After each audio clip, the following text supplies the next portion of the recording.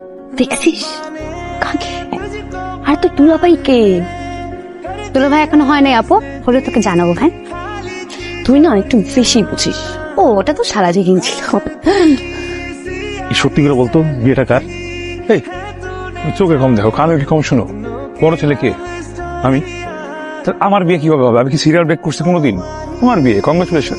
তুমি কি বলতেছোস? আমি গ্রামের খ্যাত মেয়েরে কেমনে বিয়ে করবো? খ্যাত মেয়ে তুমি কি দেখছো? আরে গ্রামের মেয়ে তো খ্যাতি, তাই না? আর তুই তো জানোস ভাই, ঢাকায় তোমার একটা গার্লফ্রেন্ড আছে, কে? ওই যে বডিগার্ড। সাবধান, ওটা কিন্তু তোর ভাবি। হ্যাঁ হ্যাঁ, তো ভাবি তো এখনো হয় নাই। ভাবি হইলে তারপর সম্মান দিব, চিন্তা করো না ভাই। তুই আমার ছোট ভাই না? হ্যাঁ। আমি তোর বড় ভাই না? হ্যাঁ। এই আমি বড় ভাই, তোর হাত ধরতেছি ভাই। তুই আমার হাত কেন ধরতেছো? তুই আমার একটু বাঁচানো ভাই। কেন ভাই? তুই বাঁচা প্লিজ প্লিজ প্লিজ প্লিজ। তুই এনতে আমার বাঁচা, আমার হেল্প কর ভাই। আবার ধরো এই যে এই পাঞ্জাবির চিঠি। কিসের পাঞ্জাবি? ভাইয়ের পাঞ্জাবি একটা চিঠি। আরে মানে পড়ো না, তোমার জন্য লিখছে, নিজের হাতে, মুখে বলতে পারবো না তাই লিখছে, পড়ো। কি লিখেছে?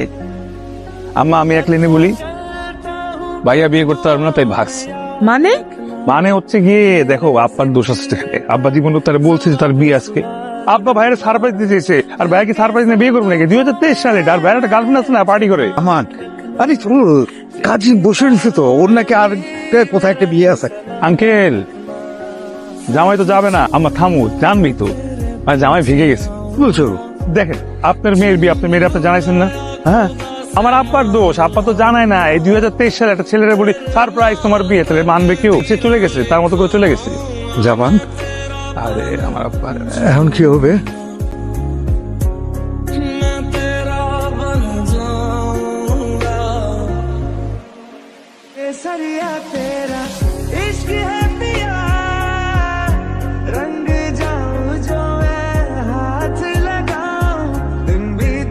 দেখেন কিছু কথা বলি, হ্যাঁ শোনেন, শুনতেছেন? আপনার সাথে কিন্তু আমার বিয়ে হওয়ার কথা ছিল না। আপনার সাথে আমার বিয়ে একটা অ্যাক্সিডেন্ট। এই অ্যাক্সিডেন্ট ছাড়া কিচ্ছু না।